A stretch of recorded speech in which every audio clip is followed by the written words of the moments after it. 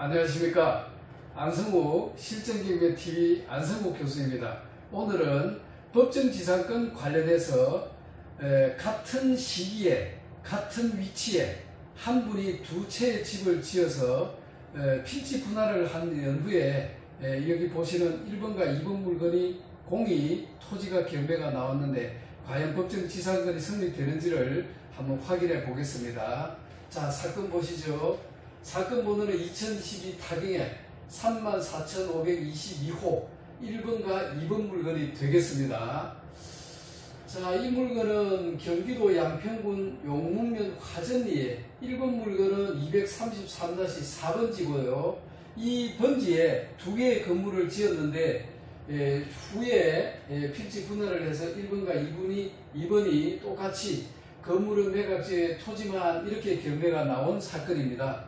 자, 이 지상에는 1번 물건과 2번 물건이 공이 철근 콘크리트조 평지공으로 다만 면적이 1층은 같고요. 2층이 1번 물건은 약 44제곱미터, 2번 물건은 55제곱미터 정도로 면적에 약간의 차이가 있습니다. 그렇다면 이 물건들이 법정지상권이 성립되는 것인지가 궁금하네요. 자, 살펴보겠습니다. 우선 1번 물건은 감정가가 8,494만 2천원인데 이 물건을 1회차에 8천만원의 낙찰을 받아서 미납을 하셨네요. 이때 보증금 2,038만 6천원이 몰취가 되는 사항을 감수하셨을 걸로 봐집니다. 그렇다면 같은 2차에 7,496만원의 1인이 낙찰을 받았는데 이거는 대금 납부를 하시고 배당이 종결이 됐으니까 이 사건은 종결이 되었습니다. 그렇다면 과연 이 사건은 법정지상권이 성립할까요? 법정지상권이 성립한다면 토지는 지료를 청구할 수 있을 뿐이기 때문에 그도 법원이 지료를 결정하는 것이기 때문에 큰 수익이 되지 않아서 입찰이 잘못된 것이고요.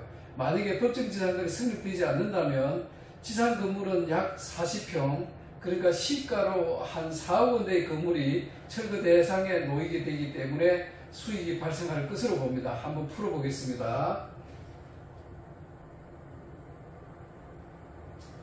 등기부 등본을 보시면 건물은 2020년 11월 26일 날 보존 등기가 되었고요. 그 다음에 토지는 저당권이 2017년 4월 28일 날 건저당이 설정돼서 말소 기준거리가 됩니다.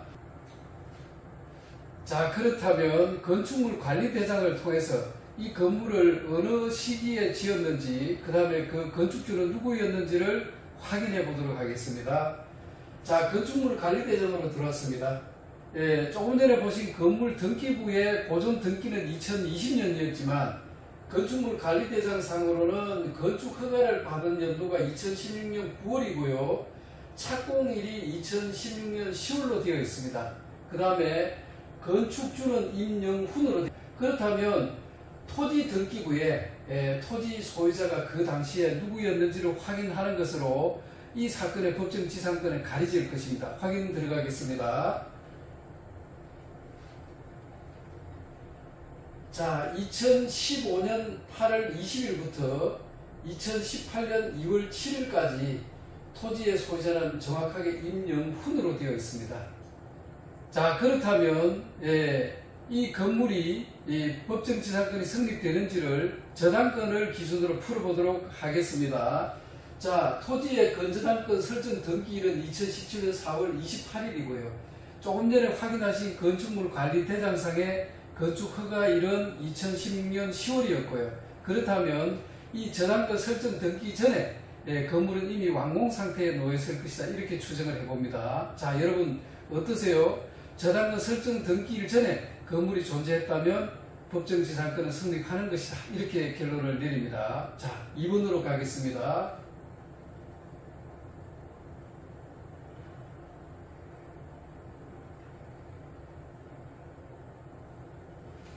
자, 그러면 2번 사건으로 확인 들어가겠습니다. 2번 사건은 대지가 77.74평이고요. 건물은 매각지에 토지만 경매가 나왔으니까 1번하고 똑같은 상황입니다. 다만 감정가가 8,500만 원대인데 이번 사건은 9,500만 원으로 평가가 됐고요. 1차에는 유찰이 됐고요. 2회차에 7,200에 무려 9분이 입찰을 하셨고 최고가는 7,217만 7천원에 낙찰이 됐습니다. 그러면 1번 물건은 법정지상권이 성립되고 2번 물건은 법정지상권이 성립이 되지 않았을까요? 자, 이 물건도 마찬가지로 등기부 등본상으로는 소유권 보존 등기일이 2020년 11월 26일 1번 물건하고 같네요. 그렇다면 건축물 관리대장 확인 들어가겠습니다. 네, 이 사건의 건축물 관리대장을 확인해 보면 건축주는 임영훈님으로 되어 있고요. 건축 허가는 2016년 4월, 착공일은 2016년 4월 24일로 되어 있네요. 다만 보존 등기가 지연됐습니다. 자, 그렇다면 위성 사진을 판독해 보도록 하겠습니다. 자, 카카오 맵을 확인해 본 결과 2016년 9월 무렵에는 완공된 사진이 촬영이 되어 있고요. 그 다음에 등기부 등본을 확인해 보면 용목면 화전이 233-7번지는 같은 화전이 233-4번지에서 분할이 된 것으로 확인이 되고, 조금 전에 확인하신 건축물 관리 대장에는 2016년 4월 24일 착공에 들어간 것으로 확인이 돼서 2016년 9월 달에는 완공이 되지 않았을까 이렇게 추정을 해볼 수 있고요. 자, 결론을 내려본다면 1번과 2번 물건은 공이 건축물 관리대장을 기준으로 했을 때는 법정지상권이 성립합니다. 그럼에도 불구하고 등기부 등본을 기준으로 법정지상권을 판단했기 때문에 이런 오류가 있는 게 아닌가 하는 생각이 들고요.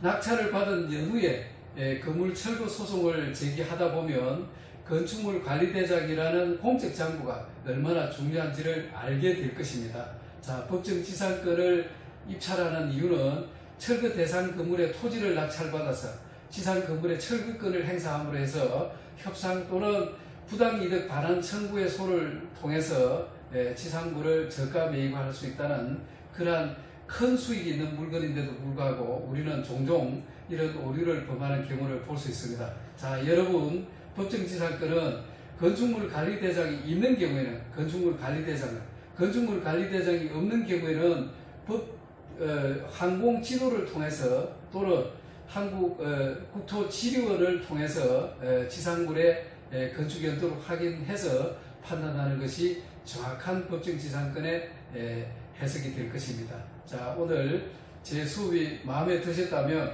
구독, 좋아요 눌러주시고 다음 일정을 통보받으시려면 알림 설정도 부탁을 드리겠습니다. 자, 지금까지 들어주신 여러분 감사합니다. 고맙습니다.